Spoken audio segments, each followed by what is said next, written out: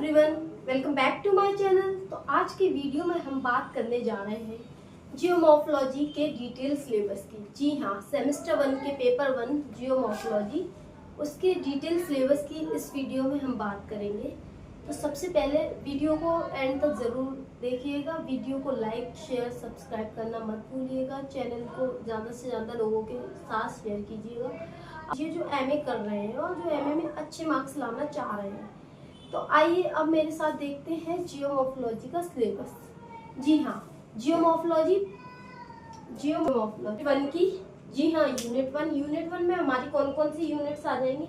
Geomorphology 5 unit में divided है। हमारे सेमेस्टर 1 में जियोमॉर्फोलॉजी कितने यूनिट में डिवाइड है? जियोमॉर्फोलॉजी 5 यूनिट में डिवाइड है। यूनिट 1 में हमारा इंट्रोडक्शन, डेफिनेशन, स्कोप, नेचर और अप्लाइड जियोमॉर्फोलॉजी, ट्रेंड्स, ये सारे आ जाएंगे। एंड सेकेंड यूनिट में हम बात करते हैं। सेकेंड यूनिट में आ जाएगा method of study of geomorphology, land form, fundamental concept. एक एक करके हम सारी यूनिट्स का डिस्कशन कर लेते हैं। तो सबसे पहले मेरे साथ आइए यूनिट 1, जियोमॉर्फोलॉजी की यूनिट 1 की बात करते हैं हम। आप लोग नोट डाउन करते रहिएगा इसमें।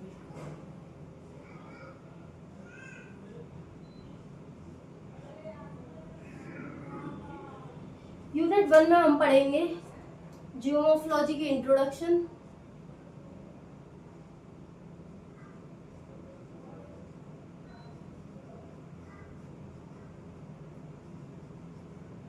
फिर आ जाइए मीनिंग, फिर आ जाइए डेफिनेशन पे।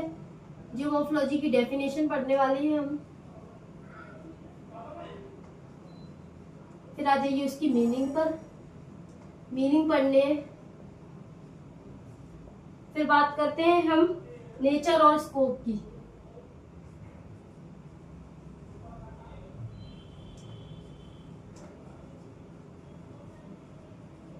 उसके बाद हम बात करेंगे हिस्ट्री एंड डेवलपमेंट।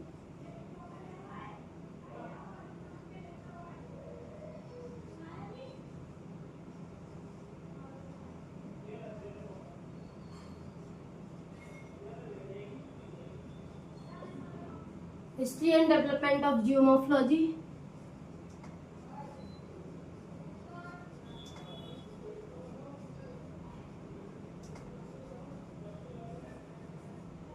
उसके बाद हम बात करेंगे रीसेंट ट्रेंड की। लास्ट है हमारा रीसेंट ट्रेंड्स। तो यूनिट 1 में हम किस किस की बात करेंगे? सबसे पहले हम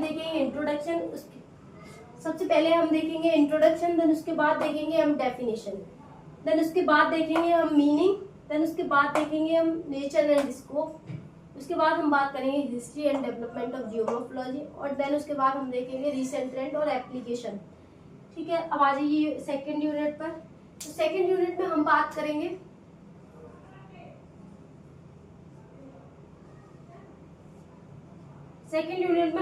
करते हैं method of study of landform.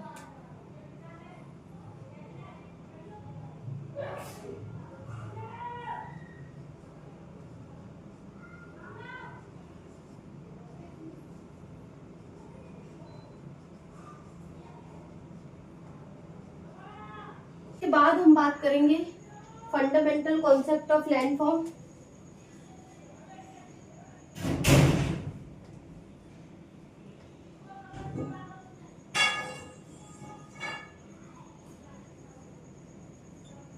Then हम उसके बाद बात करने वाले हैं आज जियोलॉजिकल स्ट्रक्चर एंड लैंडफॉर्म। उसके बाद हम बात करेंगे जियोलॉजिकल स्ट्रक्चर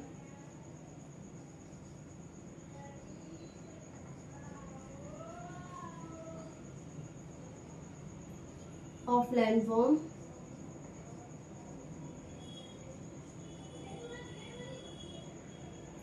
उसके बाद हम बात करने वाले हैं evolution of landform.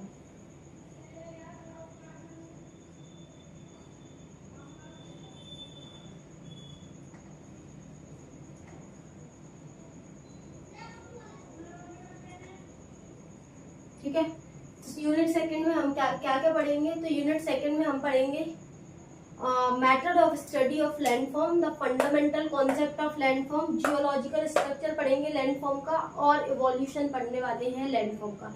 Unit second में हम लैंडफॉर्म से रिलेटेड पढ़ाई करेंगे। फिर आ जाइए हमारी यूनिट थर्ड पे। तो यूनिट थर्ड पे हम बात करते हैं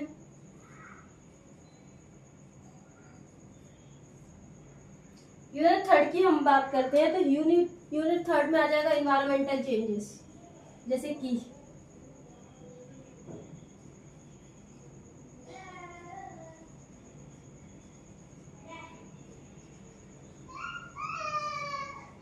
जैसे कि क्लाइमेट चेंज,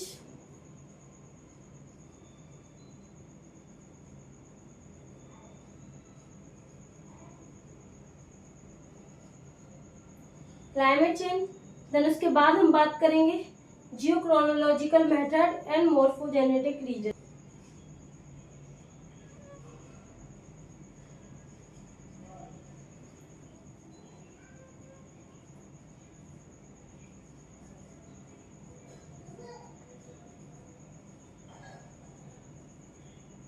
मेथड्स एंड उसके बाद हम बात करेंगे मॉर्फोजेनेटिक रीजन।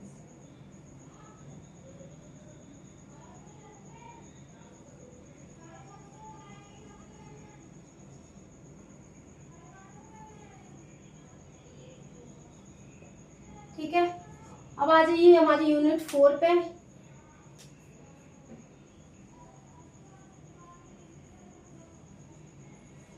यूनिट 4 की अगर हम बात करते हैं तो यूनिट 4 में हम अपना अर्थ के मूवमेंट्स पढ़ेंगे। अर्थ मूवमेंट,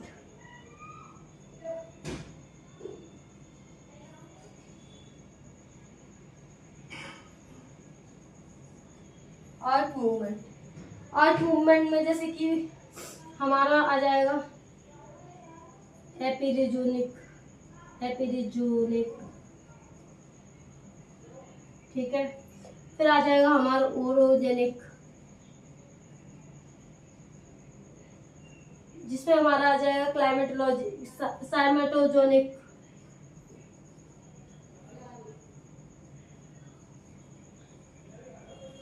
एंड लास्ट आ जाएगा इसमें आइसोस्टेसिस।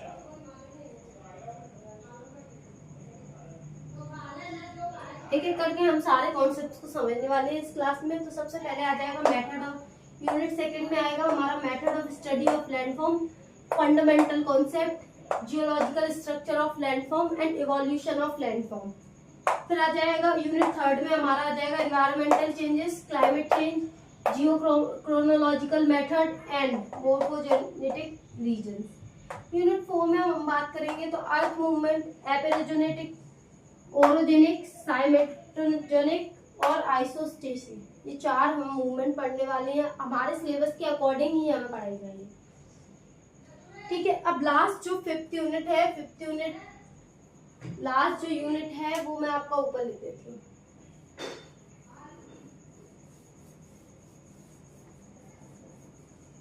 फिफ्थ यूनिट में आपकी ऊपर लेते हैं।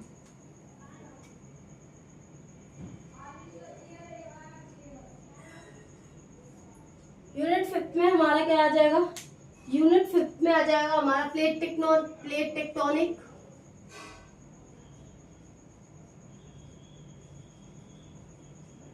उसके बाद आ जाएगा हमारा सीस्मिसिटी,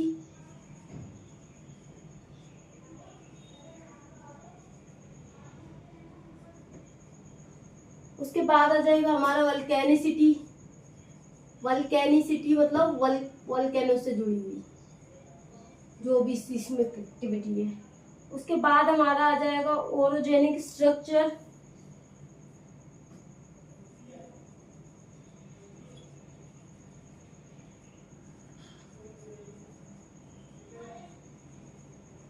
विथ रेफरेंस टू, ये याद रखिएगा,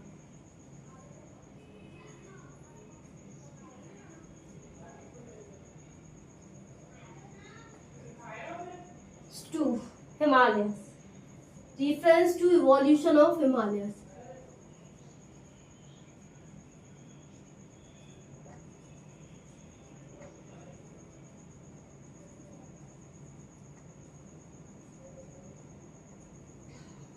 तो आइए एक एक करके बात करते हैं। तो यूनिट आपको बता दूं मैं कि हर सेमेस्टर में हर यूनिट से 2 क्वेश्चन आने वाले हैं। एक क्वेश्चन आएगा आपका लॉन्ग क्वेश्चन, एक क्वेश्चन आएगा आपका शॉर्ट क्वेश्चन। तो हमें इस तरीके से प्रिपेयर करते हुए चलना है कि हम एक क्वेश्चन लॉन्ग और एक क्वेश्चन शॉर्ट, मतलब 3-3 क्वेश्चन लॉन्ग और 3-3 क्वेश्चन शॉर्ट, ऐसे टॉपिक्स बना लेते हैं कि कौन से शॉर्ट क्वेश्चन की प्रोबेबिलिटी है और कौन सा लॉन्ग क्वेश्चन पूछने की प्रोबेबिलिटी है।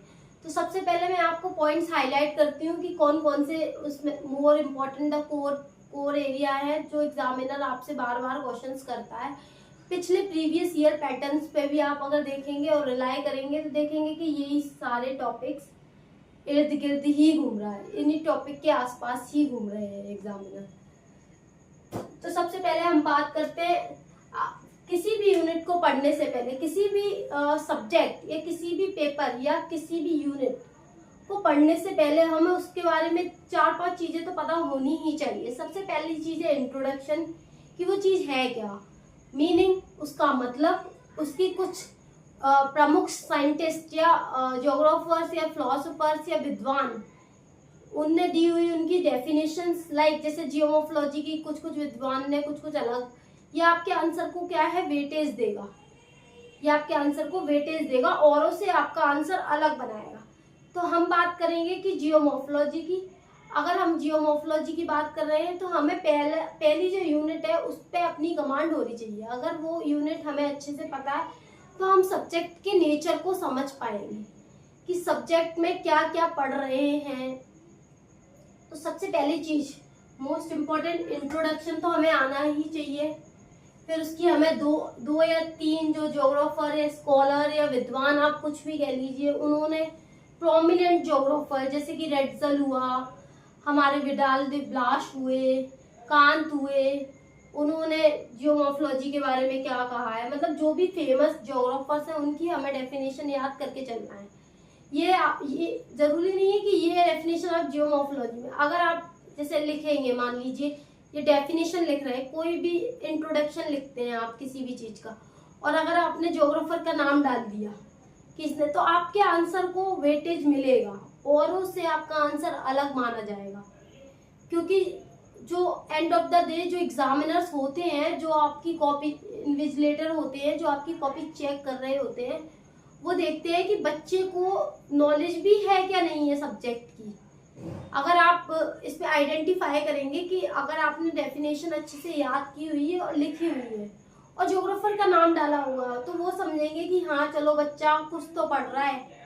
तो हमें सबसे पहले इंट्रोडक्शन लिखना है। इंट्रोडक्शन में हम डेफिनेशन भी लिख सकते हैं, और अगर किसी ज्योग्राफर ने दी है अपनी लैंग्वेज में ना लिखकर ज्योग्राफर की लैंग्वेज में वो डेफिनेशन लिखेंगे तो आपको जरूर प्लस पॉइंट मिल सकते हैं। नेगेटिव पॉइंट्स तो मिलेंगे नहीं, प्लस ही मिलेंगे। लेकिन अगर आप अपनी लैंग्वेज में लिखेंगे तो आपकी कॉपी और आपके दोस्तों की कॉपी बराबर ही रहेगी। और अगर आप किसी ज्योग्राफर का नेम लिखेंगे डेफिनेशन पे या ज्योग्राफर की डेफिनेशन लिखेंगे तो आपकी कॉपी का वेटेज और आपके दोस्त की कॉपी का वेटेज, आपकी कॉपी का वेटेज थोड़ा बढ़ जाएगा और जो आपके दोस्त की कॉपी है उसका वेटेज वैसा ही रहेगा। मतलब कुछ चीजें हैं जो आपको दूसरों से अलग बनाती है, तो हमें आइडेंटिफाई करनी है कि हम कैसा आंसर लिखें कि हमें वो दूसरों से अलग बनाए। ठीक है, तो इंट्रोडक्शन हमें आना चाहिए। फिर हमें जियोमॉर्फोलॉजी की मीनिंग पता होना चाहिए। मैं एक एक करके नेक्स्ट वीडियो में जियोमॉर्फोलॉजी का ये फर्स्ट यूनिट आपको कवर कराऊंगी, तो आप उसकी फिक्र मत कीजिए और मेरे साथ इस चैनल पे बने रहिएगा। वीडियो एंड तक जरूर देखिएगा, मैं मोस्ट इम्पोर्टेंट टॉपिक लगवाने वाली। नेचर एंड स्कोप ये भी हमें पता होना चाहिए। यूनिट 1 मैं कहूँ पूरी पता होना चाहिए। यूनिट 1 हमें पूरी पता होना चाहिए, जिससे हमें एप्लीकेशन या रीसेंट ट्रेंड्स सारी चीजें हमें यूनिट 1 की पता होना चाहिए। यूनिट 1 से क्या है, अगर हमें सब्जेक्ट नॉलेज है तो हम आगे और भी चाहिए। फिर आ जाइए हमारा method of study of landform. Landform कैसे बनते हैं ये चीजें पता होना चाहिए। इसकी भी मैं आपको एक क्लास दूंगी, इसकी यूनिट 2 की भी एक पर्टिकुलर क्लास होने वाली है, तो आप उस पर बने रहिएगा और चैनल को सब्सक्राइब करना मत भूलिएगा। तो यूनिट 2 में आपका जियोलॉजिकल स्ट्रक्चर आ जाएगा। सबसे पहला लैंडफॉर्म का इवोल्यूशन आ जाएगा, ठीक है। और फंडामेंटल कॉन्सेप्ट जैसे छोटे छोटे फोल्डिंग क्या है, फोल्टिंग क्या है, लैंडफॉर्म का निर्माण कैसे हुआ, लैंडफॉर्म कैसे बनते हैं, लैंडफॉर्म क्या करते हैं, ये सारी चीज़ें हम यूनिट सेकंड में देखने वाले हैं।